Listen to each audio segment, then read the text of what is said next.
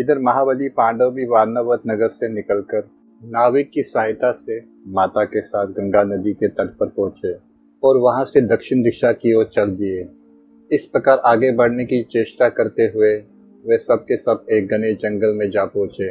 उस समय पांडव लोग थके मांदे, प्यास से पीड़ित और नींद में अंधे से हो गए थे। भीमसेन इस प्रकार बोले, भारत, इससे बढ़कर महान कष्ट क्या होगा कि हम लोग इस घने जंगल में फंसकर दिशाओं को भी नहीं जान पाते हैं और चलने फिरने में भी असमर्थ हो रहे हैं। हमें ये भी पता नहीं है कि पापी पुरोचन जल गया या नहीं। हम दूसरों से छिपे रहकर किस प्रकार इस महान कष्ट से छुटकारा पा सकेंगे। धर्मराज बोले, भैया, तुम पहले की तरह हम सबको लेकर चलो। हम लोगों में एक तुम ही सबसे अधिक बलवान हो और उसी प्रकार निरंतर चलने फिरने में समर्थ हो।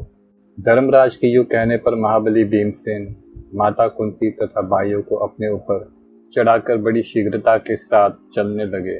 महाबली भीम जिस मार्ग से चलते, वहां की लताओं और वृक्षों को पैरों से रौंदकर जमीन के बराबर कर देते थे।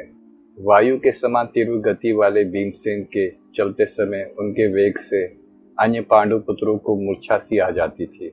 मार्ग में आए हुए जल प्रवाह को जिसका पाट दूर तक फैला होता था, उसे बार बार लांग कर वह सब पांडव दुर्योधन के भय से किसी गुप्त स्थान में जाकर रहते थे।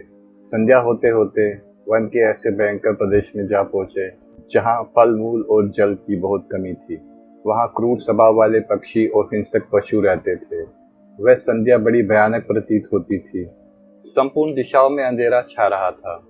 पांडव अधिक परिश्रम और प्यास के कारण कष्ट पा रहे थे। थकावट से उनकी नींद भी बहुत बढ़ गई थी, जिससे पीड़ित होकर वे आगे जाने में असमर्थ हो गए। तब उन सब ने उस नीरस विशाल जंगल में डेरा डाल दिया। तत्पश्चात प्यास से पीड़ित कुंती देवी अपने पुत्रों से बोली, मैं 5 पांडु पुत्रों की माता हूँ और उन्हीं के बीच में स्थित हूँ, तो भी प्यास से व्याकुल हूँ। इस प्रकार कुंती देवी ने अपने बेटों के समक्ष ये बात बार बार दोहराई।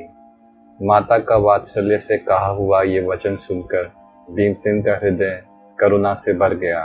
वह मन ही मन संतप्त हो उठे और स्वयं ही पानी लेने के लिए जाने की तैयारी करने लगे। उस समय भीम ने उस विशाल निर्जन एवं भयंकर वन में प्रवेश करके एक बहुत सुंदर और विस्तृत छाया वाला पीपल का पेड़ देखा। भीमसेन ने उन सबको वहीं बिठाकर कहा, आप लोग यहाँ विश्राम करें, तब तक मैं पानी का पता लगाता हूँ।